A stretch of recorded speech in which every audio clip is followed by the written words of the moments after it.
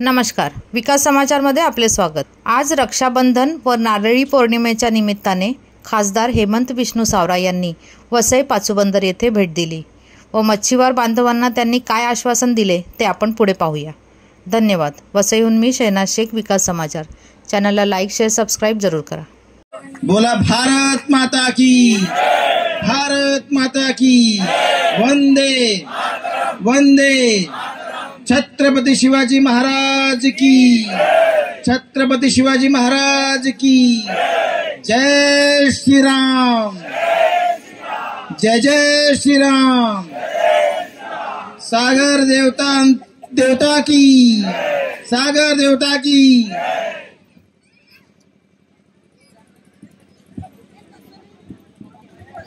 आजचा खरं तर दुग्ध शर्कराचा योग आहे न व असतोच, कारण ज्या ज्या दिवशी नारळी पौर्णिमा असते त्या दिवशी रक्षाबंधन पण असतं आणि त्यामुळे बरीच वर्ष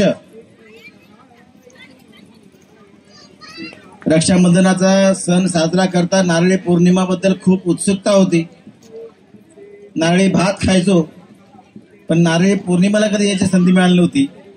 ती या निमित्ताने तुमच्या आग्रहामुळे ती माझी इच्छा पूर्ण झाली। त्याच्यामुळे तुम्ही सर्वांचा मी खूप खूप आभार व्यक्त करतो, कारण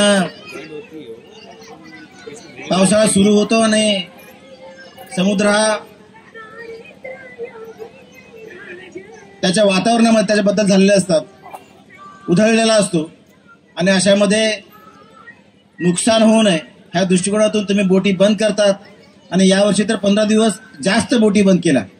त्यामुळे तुमचं सुद्धा मी खूप कौतुक करतो, कारण मागच्या वर्षी या पद्धतीने मच्छीमारीसाठी दुष्काळ पडला होता, कमी मच्छी मिळाली होती, त्याच्यामुळे खूप नुकसान झालं होतं आणि त्या दृष्टिकोनातून सुद्धा मी तुम्हाला आश्वासित करू इच्छितो की ज्या पद्धतीने शेतीचा दुष्काळ पडतो त्याच पद्धतीने इथे मच्छीमार बांधवांसाठी मच्छी मिळत नाही, काही अन्य कारणं असतात, वातावरणात सुद्धा डिझेलसाठी, बोटींसाठी किंवा मच्छीमारीसाठी ही सरकारने दुष्काळामध्ये मदत केली पाहिजे। ह्या दृष्टिकोनातून मी निश्चितच यापुढे सरकार दरबारी हा प्रश्न मांडणार आहे आणि त्या दृष्टिकोनातून त्यांना निश्चितच सहकार्याची भूमिका मी घेणार आहे। बरेचसे प्रश्न मागे अवेजींनी सांगितले होते, तिथे खाडीचं पाणी गावात घुसतं, नळाला पाणी सुद्धा चांगलं येत नाही, गढूळ पाणी येतं आणि डम्पिंग ग्राउंडचा एक मोठा प्रश्न आहे। जिथे विवरा आहे त्या ठिकाणी जर ते डम्पिंग ग्राउंड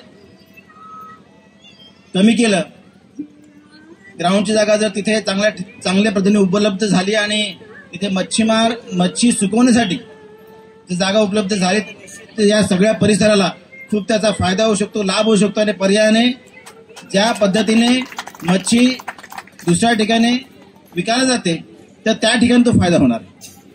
त्याच्यामुळे तुमचं नुकसान हे आमचं पण आहे। बरेचसे प्रश्न हे कोळी बांधवांचे आहेत। राज्य सरकार मार्फत आणि केंद्र सरकार मार्फत अशी भरीव अशी तरतूद ही मच्छीमार बांधवांसाठी एकंदरीत किनाऱ्यासाठी केलेली आहे। आपल्या पालघर जिल्ह्याला बघितलं तर साधारणतः 112 किलोमीटरचा समुद्र किनारा आहे आणि या समुद्र किनाऱ्यामध्ये बरीचसे गावं अशी आहेत जिथे खाडीचं पाणी गावात घुसतं, जिथे जमिनीची झीज जास्त प्रमाणात होत चाललेली आहे आणि त्याच्यामुळे ठिकठिकाणी त्याचं संरक्षण भिंतीची गरज आहे आणि धूप प्रतिबंधक बंधाऱ्यांची सुद्धा खूप प्रमाणे गरज निर्माण झालेली आहे आणि त्याच्यामुळे या प्रश्नाचे मी संसदेत सुद्धा प्रश्न मांडलेला आहे, कारण यासाठी केंद्र सरकारचा आणि राज्य सरकार मार्फत जर एकत्रित योगदान दिलं तर बराचसा या किनारपट्टीला त्याचा फायदा होऊ शकतो असं मला वाटतं आणि त्यानिमित्ताने ज्या समुद्र किनारी जी वसलेली गावं आहेत ती एका अर्थी पर्यटन क्षेत्र आहेत आणि 112 किलोमीटरचा जो समुद्र किनारा आहे त्यामध्ये जी गावं समुद्र किनारे आहेत ती सगळीच्या सगळी पर्यटक क्षेत्रात आली पाहिजे।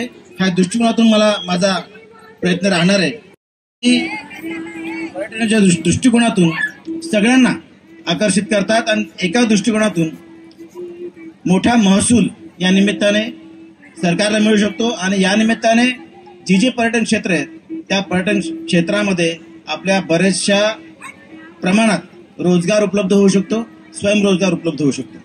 आणि त्यामुळे माझा पुढचा प्रयत्न असाच राहणार आहे की एकंदरीत पूर्ण मच्छीमार बांधवांच्या सोबत तर आहेच मी, परंतु पर्यटनाला चालना देणं हे महत्त्वाचं काम ह्या पुढच्या दृष्टिकोनातून करावं लागणार आहे. आणि मला वाटतं त्या दृष्टिकोन मी राज्य सरकार आणि केंद्र सरकारच्या मार्फत पाठपुरावा सुरू केलेला आहे आणि अतिशय सकारात्मक असा प्रतिसाद आपल्या सगळ्याला मिळाला. आणि म्हणून या पुढच्या दृष्टिकोन सुद्धा बरेचसे मच्छीमार बांधव हे समुद्रात जात असतात आणि 10-10, 15-15 दिवस त्या बोटी आतमध्ये असतात. त्यामुळे त्यांच्यासाठी लाईफ जॅकेट असणं फार गरजेचं आहे, बरोबर ना. आणि त्यामुळे लाईफ जॅकेटची किती उपलब्धता आहे मला माहीत नाही, परंतु सरकारच्या माध्यमातून असेल किंवा CSR फंडाच्या माध्यमातून असेल, पूर्ण समुद्रकिनारी जे राहणारे आपले मच्छीमार बंधू भगिनी आहेत त्या सगळ्यांना लाईफ जॅकेट प्रोव्हाइड केले पाहिजेत. ह्या दृष्टिकोनातून सुद्धा येणाऱ्या काळात निश्चित आपण प्रयत्न करू. आज या ठिकाणी खरं तर खूप गौरवास्पद वाटलं, एक अभूतपूर्व असा क्षण माझ्या जीवनासाठी, कारण एवढे सगळे म्हणजे मागच्या वेळेस सुद्धा मी आलो होतो, त्यावेळेस तुम्ही सुद्धा माझं असं खूप उत्साहात माझं स्वागत केलं होतं. आणि आज सुद्धा म्हणजे मागच्या वेळेस केलं म्हणून आता यावेळेस कमी नाही केलं असं न करता यावेळेस सुद्धा तुम्ही अतिशय जोरदार असं माझं स्वागत केलं. आणि एका दृष्टिकोनातून मला निश्चित तुम्ही सांगितलं की एका अर्थाने माझी जबाबदारी सुद्धा वाढलेली आहे. आणि त्याच्यामुळे तुमच्या सगळ्यांचं प्रेम सहकार्य असंच माझ्यासोबत राहू द्या. तुम्ही खूप अपेक्षेने आणि जबाबदारीने मला निवडून दिलेलं आहे. आणि त्याच्यामुळे जरी आपला विजय 6 लाखांचा असला, 6 लाख मतदारांनी मतदान केलं म्हणजे मला, आणि बाकीनी जरी विरोधी पक्षाला मतदान केलं असलं तरी सुद्धा मी आपल्यांचा किंवा बाकीच्यांचा सगळ्यांचा खासदार आहे. त्याच्यामुळे सगळ्यांच्या दृष्टिकोनातून सगळ्यांच्या विकासासाठी प्रयत्नशील राहणार आहे. कारण